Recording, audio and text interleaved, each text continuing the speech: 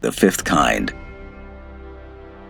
Check out our official website at www.thefifthkind.com, where you can sign up to receive our latest newsletters, stories, and select featured content that is only available on alternative platforms.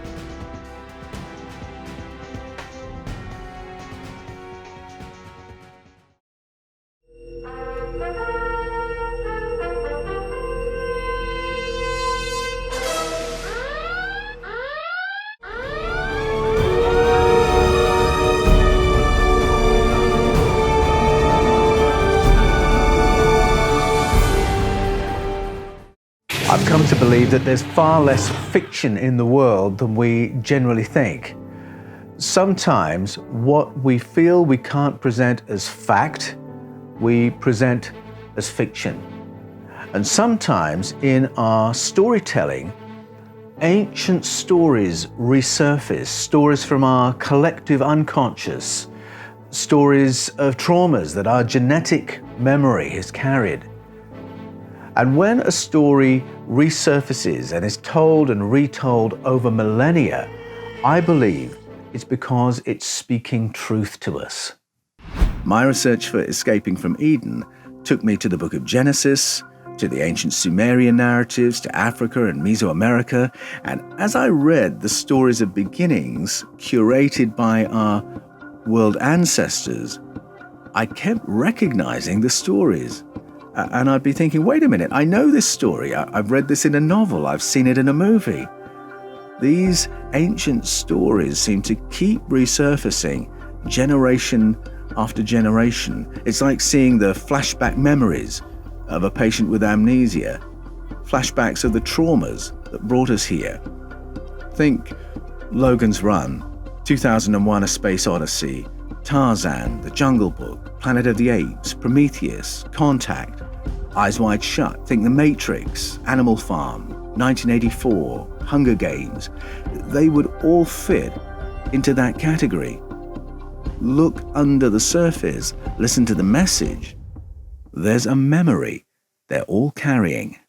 Stories that last because they're telling us truths about ourselves. And I believe that's the reason that the Star Trek canon is as vivid and alive today as when it first hit our screens back in 1966. And the specific truths it has to tell us have to do with our origins as a species, the challenges we face in this material universe, and our potential as a sentient, conscious species. Our world mythologies, our ancestral narratives, point to an ET origin to life on Earth, an ET intervention in our ancestors' evolution, and an ET presence currently in place around planet Earth.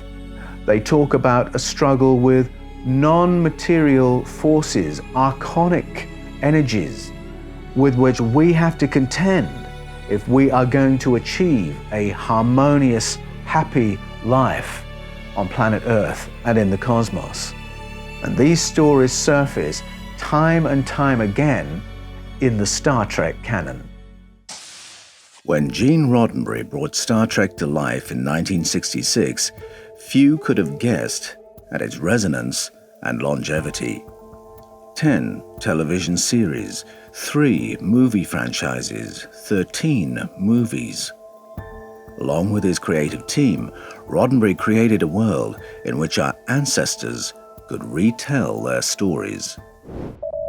In the Star Trek universe, the story of the United Federation of Planets begins when a spaceship of humanoid extra-terrestrials detects the signature of a warp engine being deployed above planet Earth.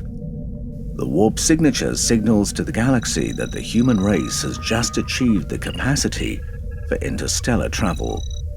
The ETs from the planet Vulcan quickly arrive and make first contact.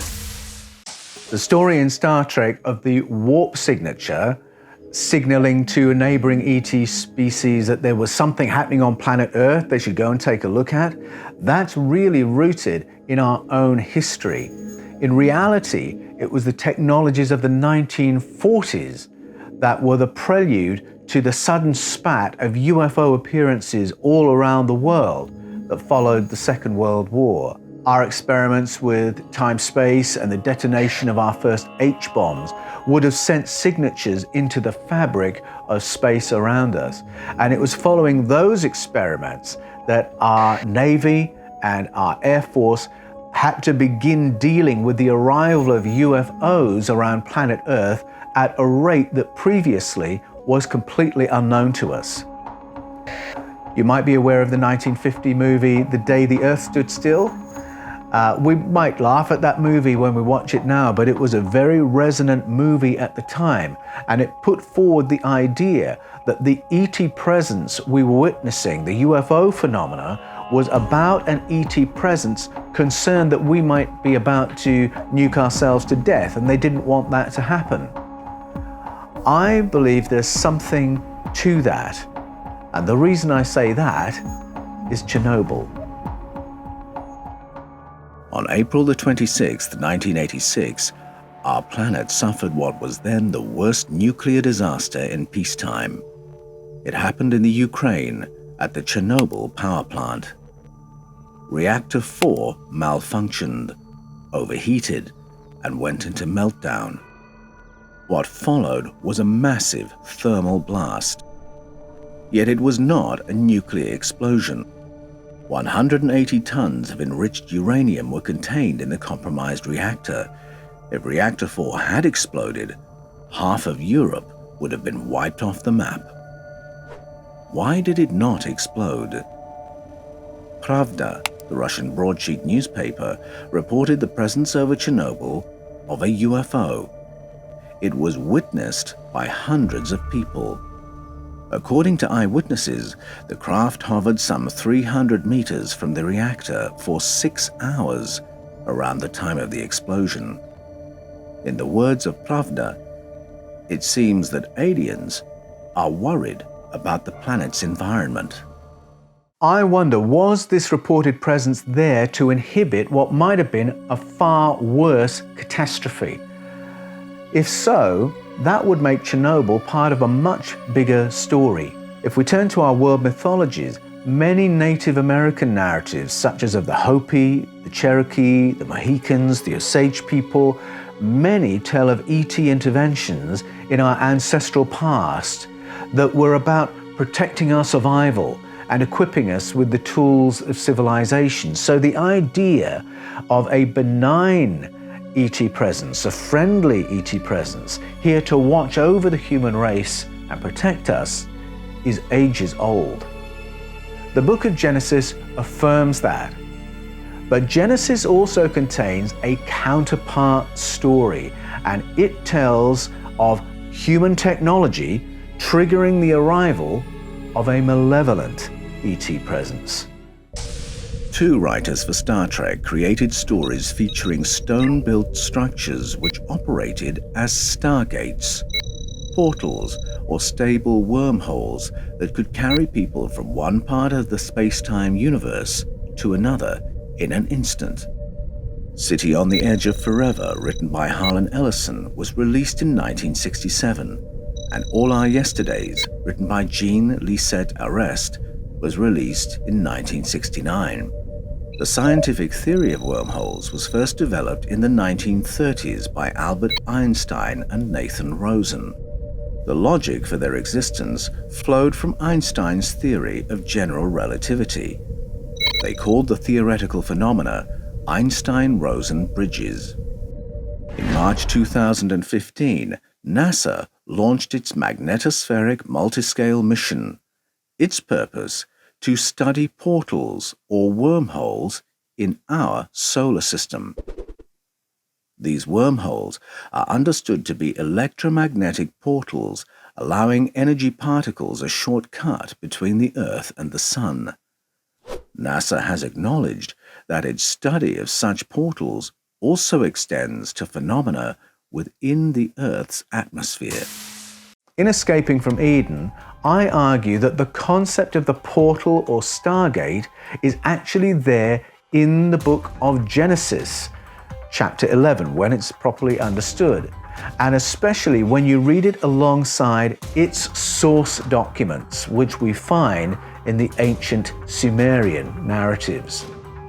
Genesis 11, the story of the Tower of Babel, tells us about this amazing structure produced in our distant past.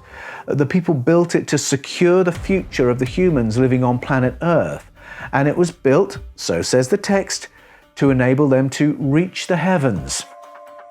Well, what does that mean? The Sumerian narrative tells us what it means. Go there, and we learn that on Babel's first use, 50 technicians dispatch 300 observers from the structure directly to their stations in the stars. What I think today we would call space stations. The word Babel means a gateway to the powerful ones, or a gateway for the powerful ones. We're looking at a stargate. So at Babel, it's the use of this spacefaring technology that signals to the neighboring ET species that something worth visiting is happening on planet Earth. So you can see how that's a counterpart to the story of the Star Trek canon.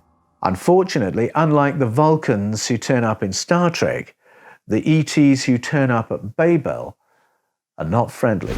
At Babel, when the ETs arrive, they look at what's going on and say, if they can do this, if they've got technology for that, nothing's going to be impossible for them. And they don't want a spacefaring planet Earth. And so they bomb the planet into a pre-Stone Age situation, and they devastate the human population to such an extent that our ancestors have to re-evolve. One stream of indigenous narratives tells a story of spacefaring technology inviting a benign presence to safeguard us on planet Earth. The counterpart story of Babel tells how spacefaring technology invited the presence of an enemy species with no goodwill for humanity. But might both narratives be true or hold ancient memory?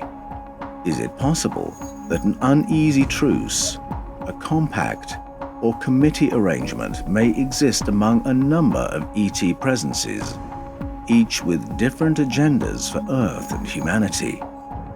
Are we in a somewhat stable, even if secretive arrangement, negotiated by powers unknown to us over the management of Project Earth? In my book, Escaping from Eden, I put forward the idea that a compact or treaty of some kind among a number of ET demographics around planet Earth is actually embedded in the pages of the Old Testament of the Bible, the Hebrew Scriptures. In those texts, there's a strange body called the Sky Council. Now, translated right, I believe the Sky Council describes a diverse body of Elohim, or to translate the word, powerful ones. And these are beings with superior technology, entities so diverse that some may be energetic or interdimensional entities. The presence of this council is revealed in the first two sentences of the Bible, and it doesn't disappear until the last page of Revelation. The stories around the Sky Council in the Hebrew Scriptures and the Mesopotamian narratives suggest that the extraterrestrial beings who comprise the council occupy their places in a state of uneasy competition with one another. They appear to preside over different human colonies and often send human populations out to war against each other as they compete for hegemony and resources. These ancient narratives then reach a point in their histories when most of the extraterrestrial overlords are no longer resident on planet Earth. Their intermediaries, the priests and prophets, still claim contact with the overlords through mysterious, unexplained technologies. But it is the priests and prophets who give their orders to the people and their human kings, often still sending the humans into war in the name of the overlords. But the unearthly overlords themselves appear to have withdrawn.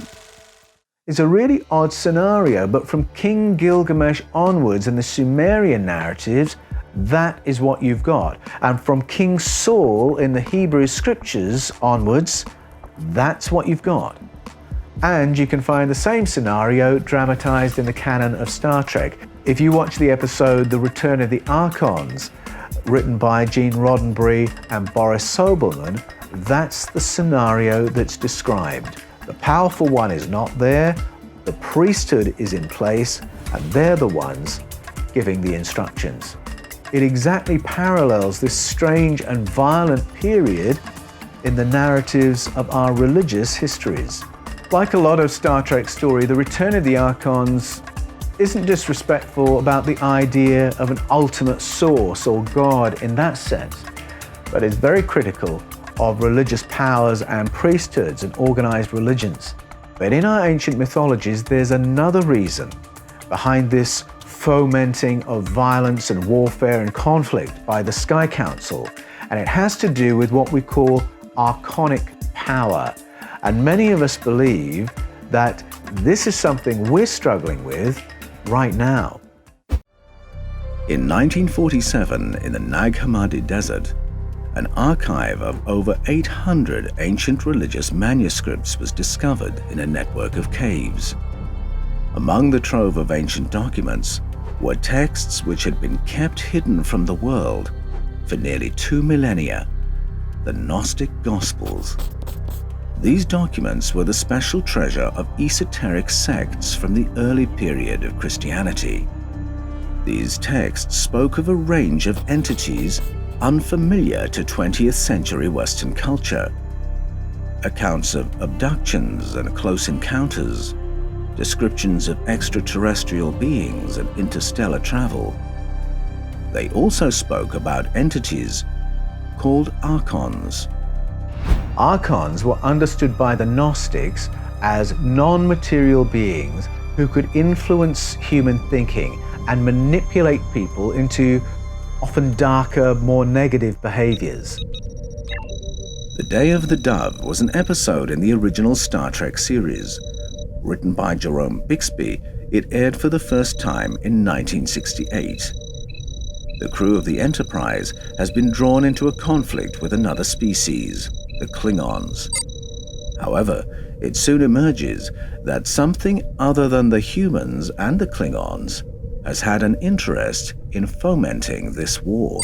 In the Day of the Dove, the crew of the Enterprise realize that their bit of space and their ship has been invaded by an energy-based life form. It's a non-material life form, but it feeds off the energy of the biological life on the Enterprise. In that sense, it's very much like a virus.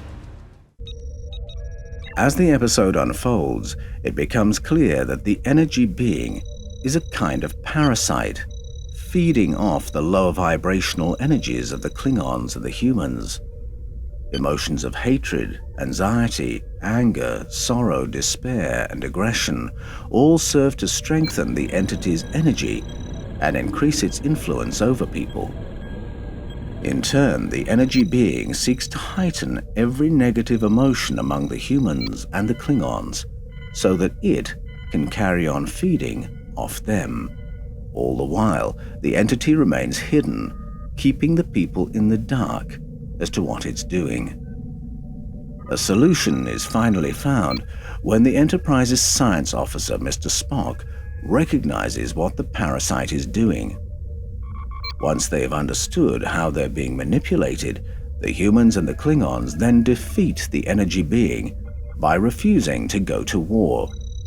Instead, they make peace, and as they begin to relax and laugh together, the entity simply has to leave to find its food elsewhere. The idea of virus-like energetic beings influencing human behavior is there in the text of primitive Christianity. The Apostle Paul speaks about elemental spirits and principalities and powers manipulating us and diminishing our human experience. In the book of Ephesians, he says that our real struggle on earth is not human against human, but it's against spiritual forces or powerful ones in the heavens. And then also in the New Testament, you've got the writer John speaking of spirit beings which have come into our world to mislead the human population. Now, this is exactly the drama that we see playing out in the Day of the Dove. Spock works it out, he works out what's going on, and they realize what they have to do to defeat it. The episode is dramatizing a kind of entity known to the ancient Gnostics as Archons, virus-like energy beings who can manipulate human thinking and then feed off the negative emotion. That's exactly what the story is about. And in the Old Testament book of Job, we see archonic power in action. Job is a book with ancient Sumerian roots, and in the story there's an energy being, an archon called Satan, who wants to see if he can get into the mind of a human called Job and stop him worshipping his God. It's the same archonic power with the same name that Jesus wrestles with at the beginning of the Gospel of Luke, and the wrestle is the same. Can this archonic power get into his mind and stop him worshipping his God?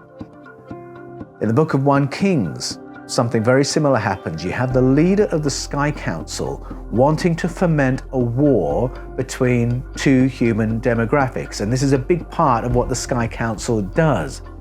And so a spirit being volunteers to go to the planet's surface to mislead the thinking of the military advisors of one of the kings.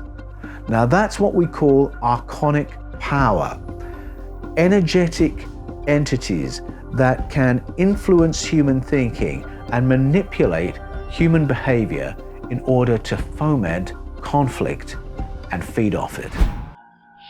Jerome Bixby's story, The Day of the Dove, dramatizes an ancient concept. Bixby invites us to ask questions of our own world.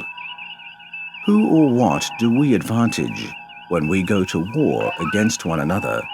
Who profits from the conflict? Who or what do we advantage when we fall into patterns of fear and loathing, anxiety or hate?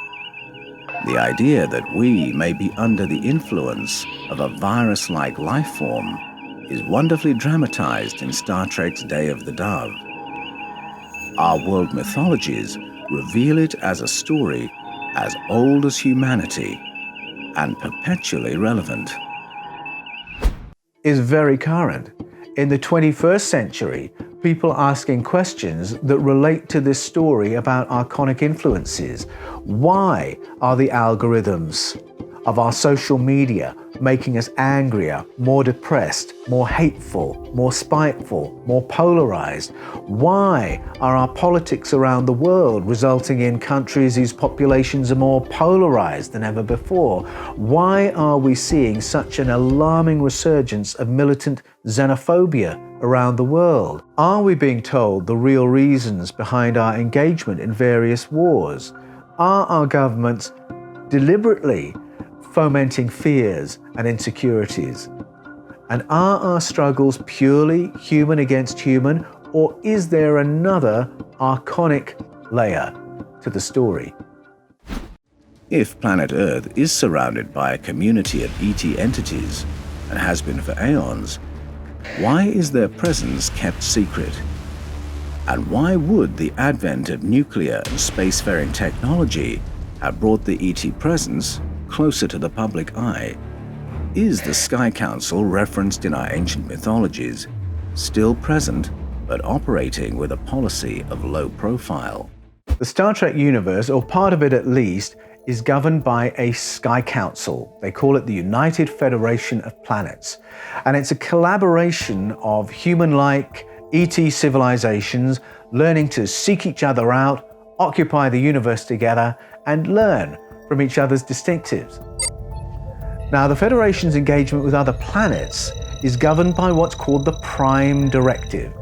Now, the Prime Directive is the top ethic that holds the Federation together in their explorations. And it says that if an advanced spacefaring civilization turns up to a non-spacefaring planet, a new civilization, a planet unaware of interstellar neighbors, they are not permitted to reveal themselves.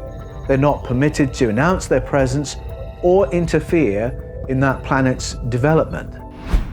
And the various civilizations in the Federation sort of police each other in that, and they more or less stick to that commitment with a few slip-ups here and there. But that's the rule. We stay covert until they are spacefaring. I wonder if that's where the policy of secrecy our governments have maintained around the UFO phenomena and ET contact actually comes from. Now, our governments have maintained a policy of secrecy around UFO phenomena and ET contact for 70 years. And I wonder if that policy of silence actually emanates from a prime directive that is not our own. The Star Trek world resonates with contemporary narratives around ET contact. It is filled with references to ancient mythologies and esoteric knowledge. It is also peppered with predictions made in the 1960s of technological advances made up to half a century later. Think touchscreens, tablets, voice interface computers, Skype and FaceTime, cell phones, Bluetooths, transparent aluminium, 3D printing, and the universal translator. All appeared in Star Trek 30 to 50 years ahead of the rest of us. If Star Trek is merely fiction, why is it so imbued with future prediction and the echoes of ancient mythological and esoteric knowledge? Were Roddenberry and his fellow storytellers somehow downloading information from a collective unconscious, or even channeling from a wider field of information? Were Roddenberry and colleagues deliberately recycling ancient world mythologies to tell their stories and ask their questions of a new generation? Were Roddenberry and his scriptwriting acolytes privileged with classified information? Yes, yes, and yes. John Povell is a Hollywood screenwriter. He contributed to Star Trek, and he talks about Roddenberry's involvement with the esoterica of the Round Table Foundation, with channelers like Dr. Andrea Puharich and DJ Vinod, and with the paranormal investigations of the US Army's Project Penguin. So, did Roddenberry have access to channeled or esoteric knowledge? John Povell says, absolutely. Gene Roddenberry certainly had an interest in Plato and the ancient philosophers, and a quick survey of the early episode titles tells you that. You've got The Way to Eden, Requiem for Methuselah, Who Mourns for Adonis, Elan of Troyes, The Mark of Gideon, Plato's Stepchildren. The allusions are pretty clear.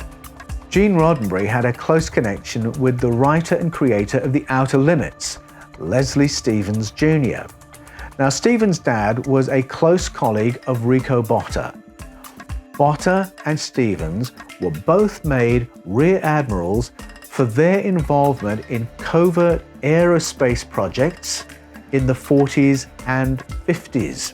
In fact, Botta was one of the architects of Project Paperclip. That's the operation that brought the top scientific and technological expertise of wartime Germany, transported all those scientists, lock, stock, and barrel, to America, gave them top security clearances, and put them in the foundations of what was to become NASA.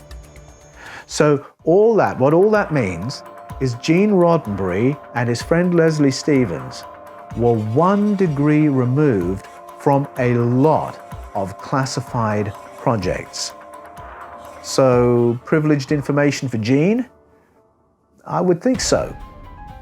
Gene Roddenberry was also known to have consulted with the RAND Corporation, and they were heavily involved in classified technological explorations. So again, privileged information? I think so. The Star Trek universe explores many strange dimensions. It also probes the very origins of sentient life. In Star Trek II, The Wrath of Khan, we see Captain Kirk and his nemesis Khan locked in mortal conflict over a technology called the Genesis device. The Genesis device gave the ability to terraform and seed with the genetic code for biological life any water-bearing planet. It is the cinematic version of the theory of panspermia. In the 1960s, Francis Crick, co-discoverer of the double helix of DNA, argued strongly that the genetic code for life on Earth originated somewhere in outer space. This genetic code may have been disseminated throughout the galaxy to generate biological and sentient life on any hospitable planet. Proponents of this theory have included physicist Leslie Orgel and Carl Sagan. Today, eminent researchers in DNA research Maxim Makulov and Vladimir Sherbak argue that elements of the mathematical coding of our DNA all but prove that our design originated off-planet and that it was intelligently designed and artificially engineered by an ET intelligence. This theory, which is maintained by serious, peer-reviewed scientists all around the world, I think merits serious attention. And what I find fascinating is that it's a story we already knew from our world mythologies. Plato tells this story. The Mayan tradition tells this story. Indigenous narratives from North America, Mesoamerica, Africa, Sumeria, and as my book argues, it's embedded in the book of Genesis as well. Now, the indigenous narrative of the Zulu people of Southern Africa, the story of Unkulunkulu, tells the story in a beautiful cinematic form. All the forms of life, it says, with which we are familiar, came to Earth in the beginning in seed form from outer space. And here the seed pods for plants and fish and birds, animals and humans all gestate and become habituated to planet Earth. Now that's the Zulu vision of panspermia. You watch Star Trek The Next Generation, look for an episode called The Chase, and you will hear a very precise version of Makulov and Sherbak's case for panspermia and artificial design, all summarized very nicely by Data, as he explains to his captain the origins of life in that quadrant of the universe. Time and again, Star Trek brings us cutting-edge scientific theory, esoteric knowledge, and the retelling of ancestral stories about who we are as a species. I think the big question that Star Trek asks of us is, can we do consciousness, intelligence, love, and harmony as a diversity of beings, a federation of planets, without destroying one another in the process? And for me, that's the great question. It is the question put to us by Plato's teaching 2,500 years ago. I did a documentary piece. It's an early piece on the Paul Wallis channel, so please forgive the quality. It's called Oneness and Consciousness. And it puts that great question, and it examines the two models of unity that we find in the Star Trek universe, the Borg and the Federation of Planets. On the one hand, you've got the Borg, who are all about uniformity and control. There's order, but there's no love or creativity or joy in it. And then on the other hand, you've got the Federation of Planets, a galaxy of all kinds of beings. They're comfortable in their diversity, and they're enriching each other from their own differentness, and they're learning about life together. I've been a fan of Star Trek since the 1970s, and in the time that Star Trek has been with us, it has made powerful social and political contributions. It made us think about Vietnam, about civil rights, about the Cold War, about women's rights and acceptance of the other. And at the same time, the esoteric knowledge it carries, the privileged information it shares in story form, the ancestral stories it retells, all make Star Trek a story for all people, for all time. and it asks us the great question of life. The Fifth Kind.